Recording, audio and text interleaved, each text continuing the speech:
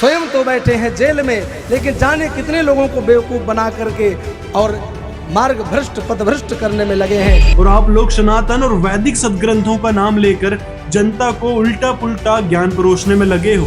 भाई साहब, मैं स्वयंभू नहीं हूँ। हर कोई 4 कथा सीख लेता है और गुरु बन बैठता है। हम ठुमके लगवाने का प्रयास नहीं करते हैं। हाँ, शास्त्री जी ठुमके नहीं लगवाते, ठुमके के साथ साथ सीधे नचा भी देते हैं। तो उन कबीरदास जी की दृष्टि में वो गोविंद कौन है? तो दिखाओ जरा प्रमाण की कहाँ पर और कौन से सदग्रंथ में लिखा है कि कृष्ण जी ही गोविंद है। उन शब्दों को पकड़ करके कहेंगे कि देखो वेद के अंदर हमारे कबीर जी का नाम है। कभी कोई सर्वज्ञ नहीं होता, ना आज तक होया है। भगवान के किसी नाम के आगे दास कोई निकाल करके बता दे मुझे, तो मैं कथा छोड़ दूं। कबीर साहब ने दास की लीला करी स्वयं पूर्ण परमात्मा होते हुए।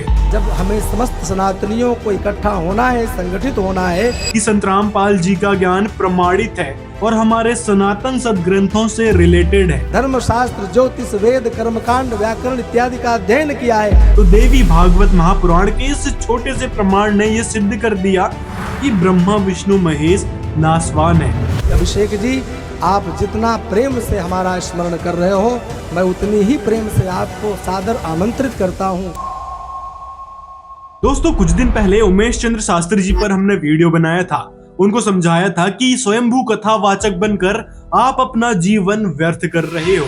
साथ में लोगों को सुनी सुनाई कथाओं को सुनाकर आप अपने आप में बड़ा विद्वान समझ रहे हैं, लेकिन ये आपकी सबसे बड़ी भूल है। और इस बात को हमने सदग्रंथों से भी दिखाया था कि हमारे सदग्रंथ बता क्या रहे हैं और आप लोग करने क्या लग रहे हो।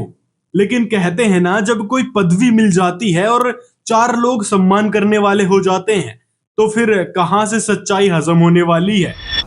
ये स्वयंभू कथावाचक किसी की सुन लेते हैं, ज्ञान बघारने लग जाते हैं। जब ये सारी बातें उनको पता चली तो उन्होंने क्लियरेंस वीडियो दिया। फैक्ट बाय अभिषेक। कोई अभिषेक जी हैं जो इस समय हमें बराबर लगातार याद कर रहे हैं, और उन्होंने एक वीडियो डाला, नाम ले ले करके हमारा कई बार अनेक बार हमें कुछ सुनाने का प्रयास किया। भाई साहब, मैं स्वयंभू नहीं हूँ। लेकिन कुछ लोग होते हैं ना, जो सच्चाई सुनने के बाद उसको स्वीकारने की जगह उल्टा आक्षेप लगाने लगते हैं और खोखली बातों पर उतर जाते हैं। कोई एक तथाकथित संत हैं जिन्हें रामपाल के नाम से जाना जाता है, जो आज जेल में बंद है। दिग्भ्रमित करने वाले स्वयं तो बैठे हैं जेल में, लेकिन जाने कितने लोगों को बेवकूफ बना करके और मार्ग भ्रष्ट पथभ्रष्ट करने में लगे हैं। आइए आज के इस वीडियो में उमेश चंद्र शास्त्री जी की कुछ और बातों का खंडन करते हैं पवित्र सदग्रंथों से। जैसे कि उमेश चंद्र जी ने शुरुआत में ही कहा था कि भगवान श्री कृष्ण के द्वारा जिस गीता का उपदेश अर्जुन के लिए दिया गया, उस श्रीमद् भगवत गीता से भी ऊपर कोई एक तथाकथित संत हैं जिन्हें रामपाल के नाम से जाना जाता है, जो आज जेल में बंद है। झूठ है, सरासर झूठ है। संत रामपाल जी ने कभी भी अपने आप को सदग्रंथों से ऊपर नहीं बताया है, ना ही श्रीमद् भागवत गीता से।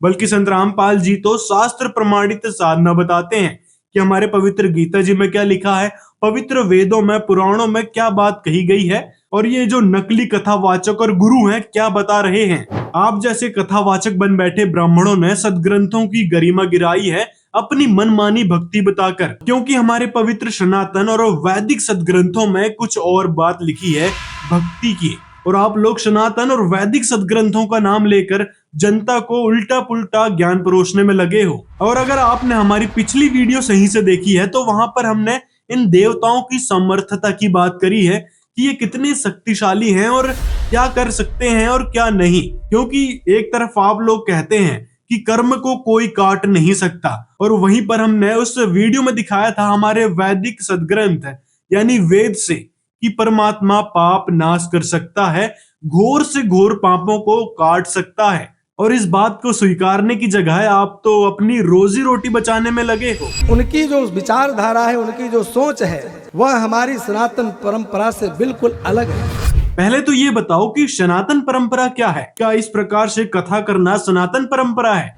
नहीं, सनातन परंपरा है एक इष्ट की भक्ति करना। और आपके तो हजारों कसम है, कई सारे इष्ट देव हैं जिनकी आप भक्ति करते हो और लोगों को भी बताने लग रहे हो कि इन देवताओं की भक्ति करना चाहिए, इनसे ही लाभ मिलेगा। और कई सारे वीडियोस हैं आपके व्रत के बारे में, श्राद्ध के बारे में, और भी कई सारी क्रियाएं बताते हो कि इससे लाभ नहीं मिला तो इससे मिल जाएगा, ये करना चाहिए, ये विधि अपनाना चाहिए। भाई किस सदग्रंथ में लिखा है वो भी तो बताओ। आपने बड़ी पढ़ाई करी है सदग्रंथों की, तो दिखाओ जरा। जो आप विधि बता रहे हो पूजा की, वो कहाँ लिखी है, कौन से ग्रंथ में लिखी है? अगर आपके द्वारा बताई सनातन परंपरा में देवी देवताओं की ही भक्ति आती है तो भगवत महापुराण में कृष्ण जी इन सारी बातों को नकार रहे हैं। आप रुक कर ये प्रमाण पढ़ सकते हैं, नहीं तो पिछली वीडियो में भी हमने इस बात को बोला था। और दूसरा ये कि सनातन परंपरा में केवल शास्त्रों को आधार माना जाता है। और क्या शास्त्रों में कहीं प्रावधान है व्रत के बारे में, मूर्ति बनाकर उनकी पूजा करने के बारे में, मनमाने रूप से जो कथा कर रहे हो उसके बारे में, और जो भोले भक्तों से मनमानी क्रिया करने के लिए बोल रहे हो उसके बारे में क्या पवित्र सदग्रंथों में कहीं लिखा है? अगर शास्त्री जी आपने सही में सदग्रंथों को ठीक से पढ़ा होता तो आपको पता चलता कि गीता अध्याय 6 के श्लोक 16 में व्रत करने के लिए कृष्ण जी मना कर रहे हैं। इसी प्रकार गीता अध्याय 9 के श्लोक 25 में कृष्ण जी ने कहा कि पितरों को पूजने वाले पितरों के पास जाते हैं और भूत की पूजा करने वाले भूतों को प्राप्त होते हैं, और जो देवताओं की पूजा करते हैं उसके बारे में लिखा है कि वो देवलोक में चले जाते हैं, मतलब वहां से भी वो वापस आएंगे, उनका मोक्ष नहीं हुआ। और आप अपनी कथाओं में सिर्फ स्वर्ग की ही महिमा गाते हैं, उसके आगे का आपको पता ही नहीं है। साथ में जो आप श्रीमद् भागवत गीता का पाठ करते हो, तो क्या सच में आपको पता है पवित्र गीता जी में क्या कहा गया है? तो देखो गीता अध्याय 18 श्लोक 62 में कृष्ण जी स्वयं क्या कह रहे हैं। यहाँ पर कृष्ण जी ने कहा कि सब प्रकार से तू उस परमेश्वर की शरण में ही जा जिसकी कृपा से तू परम शांति और सनातन परम धाम को प्राप्त होगा। और जिसके बारे में कृष्ण जी कह रहे हैं उस परमात्मा के बारे में तो आपको तक नहीं पता। और वो पूर्ण परमात्मा कैसे हैं आज तक यह समझ में नहीं आया। कौन है पूर्ण परमात्मा? हाँ, उसी परमात्मा की जानकारी देने के लिए संत रामपाल जी महाराज आए हैं, जो तत्वदर्शी संत की भूमिका निभा रहे हैं, जिसके बारे में गीता अध्याय 4 श्लोक 34 में बताया गया है। साथ में तत्वदर्शी संत की पहचान गीता अध्याय 15 श्लोक 1 से 4 में बताई गई है। और अगर आप नहीं मानते कि कृष्ण जी से ऊपर कोई और भगवान भी हो सकता है, तो देखिए गीता अध्याय 15 श्लोक 16 और 17 में क्या लिखा है। यहाँ पर 3 प्रकार के भगवान बताए गए हैं, क्षर पुरुष, अक्षर पुरुष और परम अक्षर पुरुष। और उस परम अक्षर पुरुष की ही भक्ति संत रामपाल जी महाराज अपने भक्तों को, अपने शिष्यों को बताते हैं। अब देखिए इसी श्रीमद् भागवत गीता का अध्याय 18 श्लोक 66 में यहाँ पर कृष्ण जी कह रहे हैं कि मेरी संपूर्ण पूजाओं को मुझ में त्याग कर तू उस एक अद्वितीय परमेश्वर की शरण में जा, फिर मैं तुझे संपूर्ण पापों से छुड़वा दूंगा, यानी मुक्त कर दूंगा, शोक मत कर। तो इन दोनों श्लोकों से सिद्ध होता है कि कृष्ण जी किसी और परमात्मा की भक्ति करने के लिए कह रहे हैं। अभी ये मत कहने लग जाना कि कृष्ण जी तो अपने ही बारे में कह रहे हैं। नहीं, कृष्ण जी कह रहे हैं किसी और परमात्मा के बारे में, क्योंकि अपने बारे में तो अर्जुन पहले ही स्वीकार कर चुका है कि कृष्ण जी मैं आपकी ही शरण हूं। साथ में संत रामपाल जी महाराज जी ने कबीर परमेश्वर द्वारा बताई सृष्टि रचना के अनुसार बताया है कि ब्रह्मा विष्णु महेश की आयु क्या थी, उनकी जन्म मृत्यु होती है, वो अजरो अमर नहीं है। और इस बात को ब्रह्मा जी भी स्वीकार कर रहे हैं। देखिए देवी भागवत महापुराण स्कंद 5 अध्याय 31 में यहाँ पर लिखा है कि ब्रह्मा जी के एक दिन में 1000 चतुर्युग समाप्त हो जाते हैं, और इतनी ही अवधि में 14 इंद्रों का पतन हो चुकता है। इसी प्रकार ब्रह्मा जी के जीवन काल का दुगना समय बीतने पर विष्णु जी का अंत हो जाता है, तथा इतने भी दूने समय के पश्चात शंकर जी भी समाप्त हो जाते हैं। तो इस प्रमाण से सिद्ध होता है कि ब्रह्मा विष्णु महेश नाशवान है और उनकी ये आयु है। अब क्या कहोगे आप और आपके जैसे कथावाचक जो कहते हैं कि ब्रह्मा विष्णु महेश अजरो अमर है, उनकी कभी जन्म मृत्यु नहीं होती। तो देवी भागवत महापुराण के इस छोटे से प्रमाण ने यह सिद्ध कर दिया कि ब्रह्मा विष्णु महेश नाशवान है। अब ये मत कहने लग जाना कि आपने तो सिर्फ एक श्लोक दिखा दिया और बाकी में तो उनकी महिमा भरी पड़ी है। तो भाई बाकी में भले ही महिमा भरी पड़ी हो, लेकिन सच्चाई तो कुछ ही जगह होती है। जैसे कई जगह आविर्भाव त्रिभाव के बारे में आता है इस संक्षिप्त देवी महापुराण में, और कई सारी जगह देवी दुर्गा जी को अपनी माता स्वीकार करते दिखते हैं ये तीनों देवता ब्रह्मा विष्णु महेश, जिसके बारे में संत रामपाल जी महाराज जी ने प्रमाणित दिखाया है सभी सदग्रंथों से, और आप ये स्क्रीनशॉट भी देख सकते हैं। और जिन देवताओं की गुण गाते आप थकते नहीं हो अपनी कथाओं में। अब देखो इन देवताओं की हरकतें। यहाँ पर बताया गया है कि जब देवराज इंद्र ने गौतम की पत्नी के साथ और चंद्रमा ने बृहस्पति की पत्नी के साथ अनाचार किया था, तब तुम लोग कहाँ थे? और यही नहीं, ऐसी ऐसी ढेरों कहानियां हैं हमारे पुराणों में इन देवताओं को लेकर, और संत रामपाल जी ने कई बार इनकी हरकतों को बताया है, इनके बारे में प्रमाण दिखाया है कि ये सारे देवता जो है आप हम जैसे ही हैं, इनके अंदर भी वही विकार भरे पड़े हैं जो आपके अंदर हैं और हमारे अंदर हैं। बस फर्क इतना है कि इनके पास थोड़े से पुण्य ज्यादा हैं, इसलिए ये देवता की श्रेणी में आ गए हैं। लेकिन सत भक्ति ना करने के कारण इनको भी 84 लाख योनियों में जाना पड़ेगा और नरक में भी जाना पड़ेगा। तो इन सारी बातों से सिद्ध होता है कि संत रामपाल जी का ज्ञान प्रमाणित है और हमारे सनातन सदग्रंथों से रिलेटेड है, ना कि मनमाना। आप जैसे कथावाचक बस मनमानी कथाएं सुनाने लगते हैं, जो कथाएं रट रखी है, जो कथाएं सुन रखी है, उन्हीं को आगे सुनाने लगते हैं और अपने आप में महान समझने लगते हैं कि हमने बड़ा ही सदग्रंथों की पढ़ाई कर ली है। अगर आपने सही में सदग्रंथों की पढ़ाई करी होती तो कथा नहीं करते, आप पूर्ण संत की तलाश करते और आज संत रामपाल जी से दीक्षा ले चुके होते और अपनी भक्ति कमाई शुरू करते। और गलती आपकी भी नहीं है, आपको जो गुरु मिले, आपको जो शिक्षक मिले, उनको तक पता नहीं था उस पूर्ण परमात्मा के बारे में, इन ब्रह्मा विष्णु महेश के ऊपर के भगवानों के बारे में। तो वो आपको क्या बताते? उन्होंने तो बस आपको इतना बता दिया कि कृष्ण जी से ऊपर कोई भगवान नहीं है, ये कृष्ण जी ही सर्वोच्च भगवान है और गोविंद हैं। तो आप उसी को मान बैठे कि भाई कृष्ण जी ही गोविंद हैं, जिनके बारे में कबीर जी अपनी वाणी में बता रहे हैं कि अगर कबीरदास जी भगवान हैं तो कबीरदास जी के ही द्वारा तो ये दोहा रचा गया है, जिसको गुरु गोविंद दोऊ खड़े काके लागों पाए, बलिहारी गुरु आपने गोविंद दियो बताए। तो उन कबीरदास जी की दृष्टि में वो गोविंद कौन है? अब शास्त्री जी, यदि आप गोविंद कृष्ण जी को मान रहे हैं तो दिखाओ जरा प्रमाण की कहां पर और कौन से सदग्रंथ में लिखा है कि कृष्ण जी ही गोविंद है। गोविंद की मुख्य रूप से दो परिभाषा है। पहला तो गोविंद यानी परमात्मा होता है, और यदि गोविंद का संधि विच्छेद करें तो उसका मतलब निकलता है गायों का स्वामी। तो शायद इसी दूसरे अर्थ को समझकर आप कृष्ण जी को गोविंद मान बैठे और पूछने लगे कि गोविंद कौन है कबीर जी का। तो कबीर जी का गोविंद है परमात्मा, जो अपने आप के ही बारे में कह रहे थे। पहले तो उस वाणी का अर्थ समझो कि गुरु गोविंद दोऊ खड़े काके लागू पाए, और बलिहारी गुरु आपना गोविंद दिया मिलाए। यानी इस वाणी में कबीर साहेब जी गुरु की महिमा गा रहे हैं। गुरु जो है गोविंद यानी परमात्मा से बड़े हैं, क्योंकि गुरु ने ही आपको परमात्मा से मिलाया है, परमात्मा के बारे में बताया है। तो कबीर जी की इस वाणी से साफ तौर पर पता चलता है कि कबीर जी परमात्मा के बारे में बोल रहे हैं, ना कि कृष्ण जी के बारे में। साथ में कबीर जी ने यह भी कहा था कि राम कृष्ण सदगुरु शहजादे भक्ति हेत बिन बने पयादे। यानी राम कृष्ण जी सदगुरु के शहजादे हैं, यानी सदगुरु के द्वारा बताई उन्होंने भक्ति करी, लेकिन उनको सत भक्ति न मिलने के कारण ये प्यादा बन गए। यानी एक प्यादा होता है ना चेश वाला, वो प्यादे बन गए, जो कि काल उनको नचा रहा है अलग अलग तरीके से। जैसे कृष्ण जी का पूरा जीवन देख लो, आप राम भगवान का पूरा जीवन देख लो, कितना दुखमय रहा, कितना सुखमय रहा। अब आइए शास्त्री जी के स्वयंभू होने पर भी थोड़ा विचार कर लेते हैं। भाई साहब, मैं स्वयंभू नहीं हूँ। सन 1993 से हमने संस्कृत पढ़ना शुरू किया और सन 2002 तक में हमने प्रथमा से लेकर आचार्य तक की डिग्रियां हासिल की है।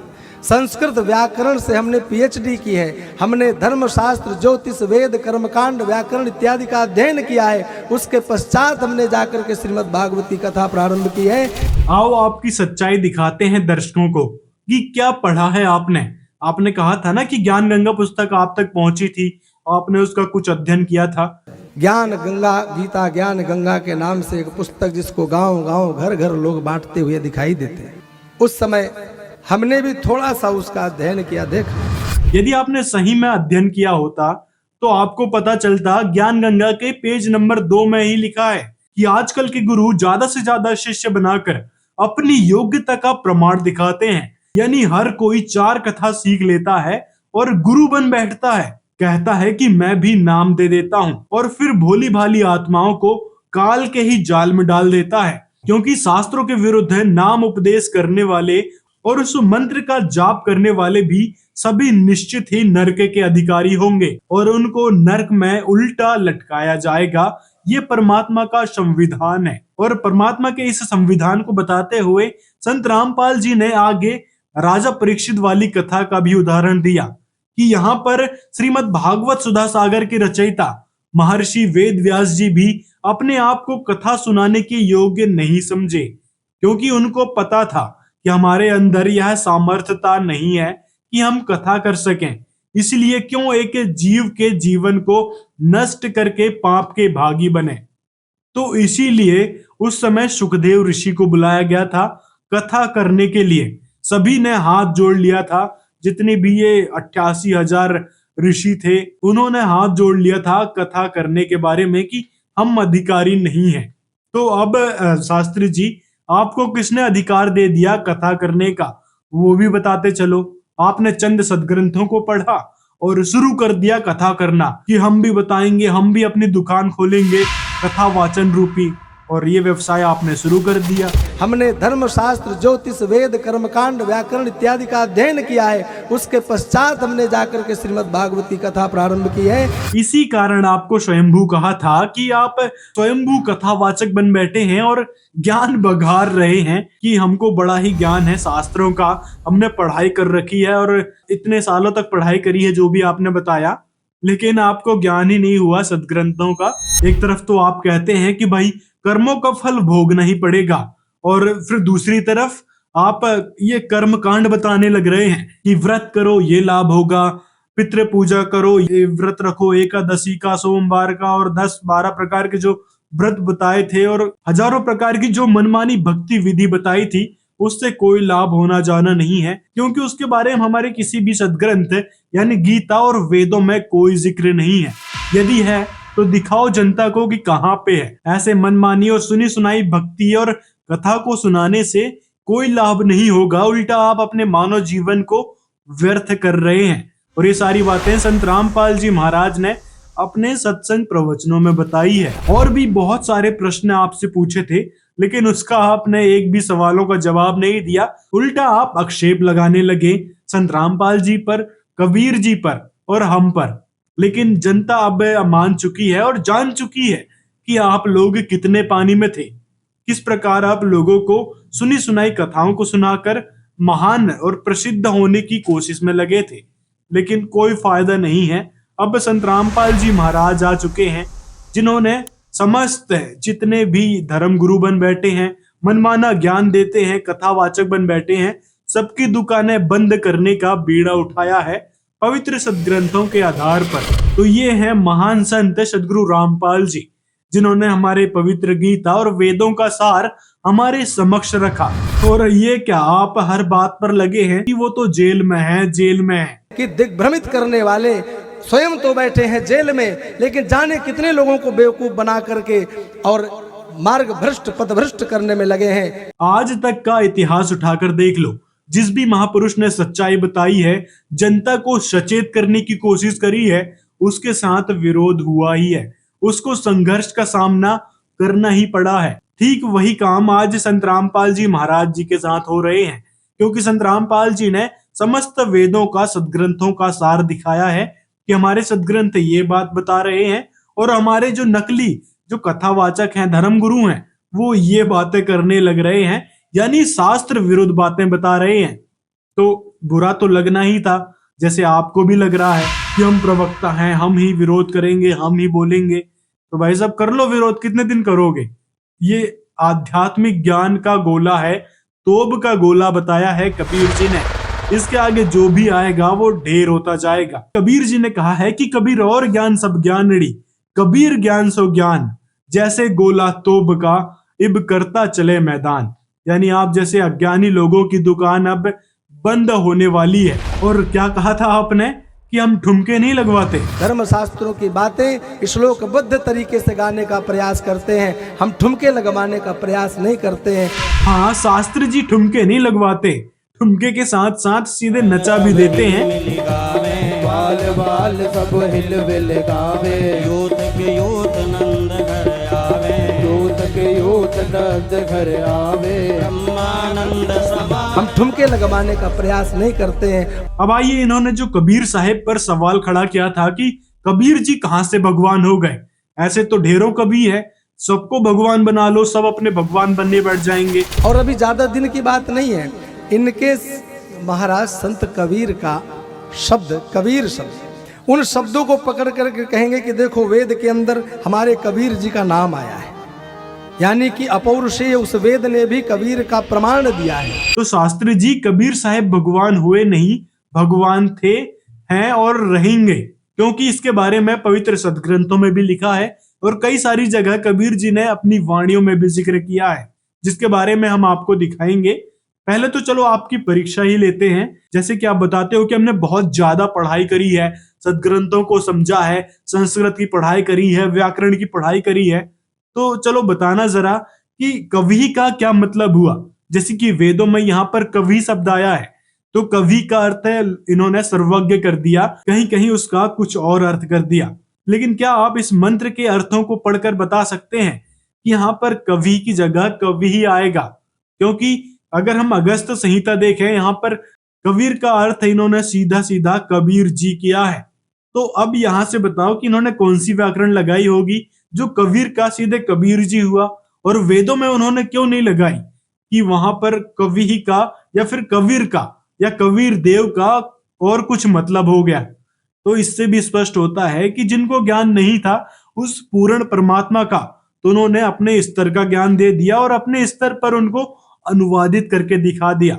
अब देखिए, संत रामपाल जी महाराज जी ने वास्तविक अनुवाद बताया है इन मंत्रों का कि वेद मेरा भेद है, मेरी महिमा का गुणगान करता है वेद, लेकिन वेदों में वर्णित विधि से मैं मिल नहीं सकता, मेरी महिमा तो कंप्लीट है। लेकिन जिस वेद से, वेद माने ज्ञान से, तत्व ज्ञान से मैं मिलूं, वो ये चारों वेद जानते नहीं, इनमें वो ज्ञान नहीं है। उसका ज्ञान स्वयं ही परमात्मा ने आके बताया। अरिविश दास को भेज रखा है, लाभ उठाओ प्राणियों। ये देखो, अब आपको ऋग्वेद दिखाते हैं। ऋग्वेद मंडल नंबर 9 सूक्त 86 और मंत्र नंबर 26 पढ़ेंगे। इसमें लिखा है कि यज्ञ करने वाले यजमानों के लिए परमात्मा, यज्ञ माने धार्मिक अनुष्ठान, करने वाले यजमान माने भक्त, साधना करने वाले साधकों के लिए परमात्मा, सब रास्तों को सुगम करता हुआ उनके विघ्नों यानी संकटों को मर्दन करता है, नष्ट करता है, उनको पवित्र करता हुआ और अपने रूप को सरल करता हुआ। क्योंकि सतलोक में परमात्मा का रूप आपको बताया दास ने कि बहुत तेजों में है। अगर वो एज इट इज आ जाए यहाँ पर उसी तेजो युक्त शरीर से, जिसके एक रोमकूप में करोड़ सूर्य करोड़ चंद्रमा मिला दे, इतनी रोशनी तो हमारी चरम दृष्टि नहीं दे सकती। हम तो एक सूर्य को नहीं देख सकते, और वो तो करोड़ों सूर्य एक रोमकूप में इतना प्रकाश, इतनी चंद्रमा मिला दे। तो इसलिए परमात्मा अपने रूप को सरल करके आते हैं। जैसे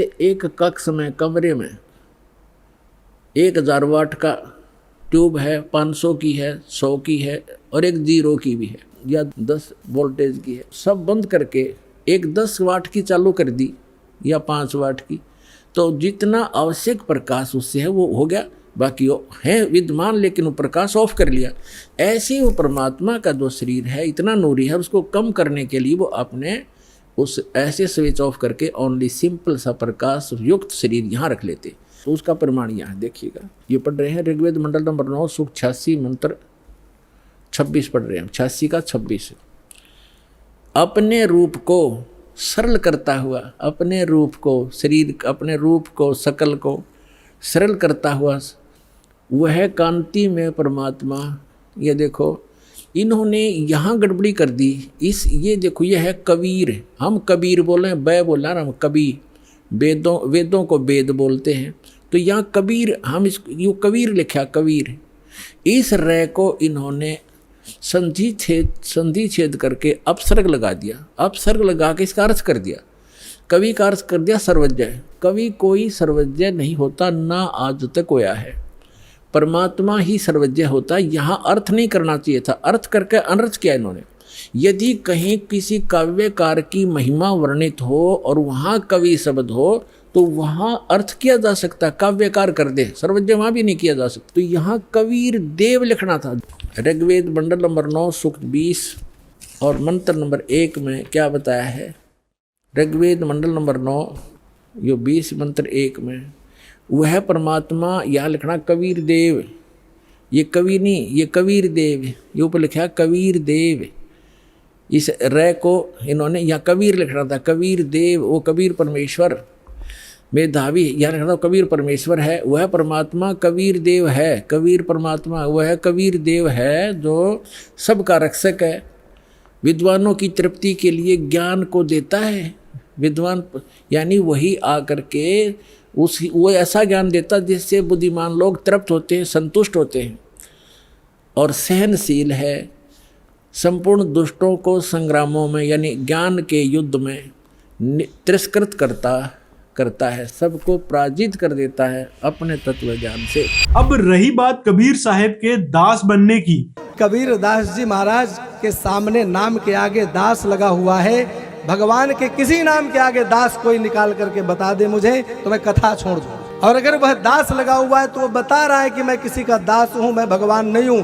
वह कभी भगवान बनने की चेष्टा नहीं किए। क्यों उन्हें भगवान बना रहे हो और क्यों वो जहां भी होंगे आज उनको भी असंतुष्टि हो रही हो आप लोगों की विचारधारा। तो सुनिए इसके बारे में संत रामपाल जी महाराज जी ने ही बताया है। परमात्मा ने आकर के हमें एक एग्जाम्पल दिया है, उदाहरण दिया है कि एक सच्चे भक्त में क्या गुण होते हैं, एक वास्तविक दास में क्या गुण होते हैं, एक वास्तविक संत में वो क्या गुण होते हैं। वो संत की कैसे ज्ञान से परिचित होता है, जो तत्वदर्शी संत होता है, और स्वयं ही वो परमात्मा समर्थ है।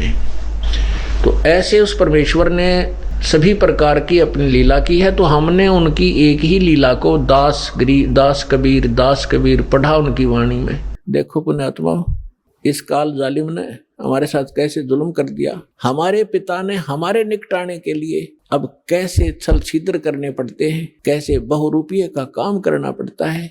उस 2 कौड़ी के जीव धर्मदास को तो कहते हैं हे महाराज जी, और स्वयं कहते अपने आप को कबीर दास, मैं दास हूँ। तो हमने उनको एक भक्त मान लिया कि वो परमात्मा का दास है, लेकिन वो दास शब्द उन्होंने हमारे लिए लगाया। उनका उद्देश्य ये है कि हम यदि परमात्मा ही कहीं अपने आप को दास भाव नजर नहीं दिखाते तो हम दास नहीं बनते।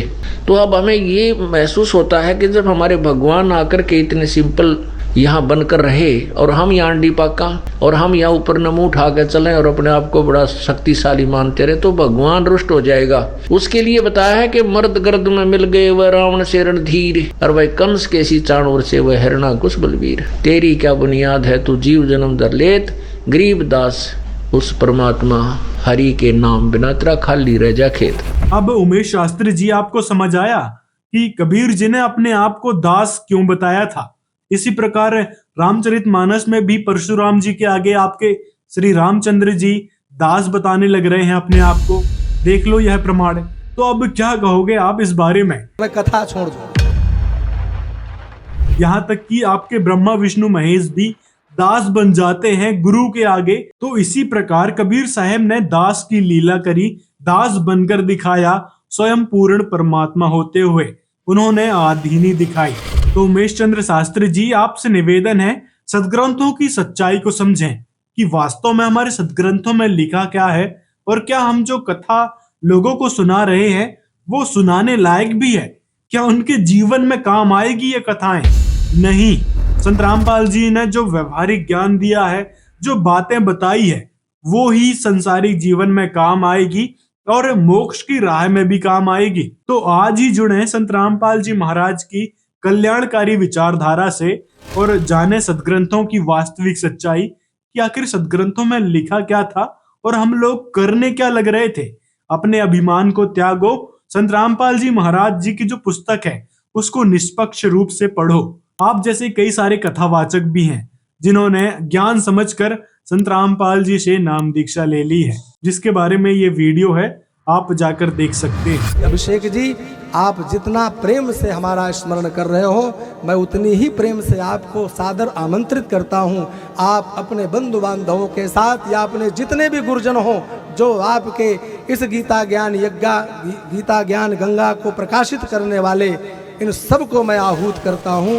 और रही बात है शास्त्रार्थ करने की, तो संत रामपाल जी महाराज ने आप जैसे गुरु, कथावाचक, यहाँ तक कि जो धर्म गुरु है उनको तक आध्यात्मिक ज्ञान में पराजित कर रखा है। उनके ज्ञान का जवाब दे रखा है पवित्र सदग्रंथों के आधार पर। और आपकी भी सेम उनके ही जैसी बातें हैं जो अन्य गुरु और कथावाचक बोलते हैं।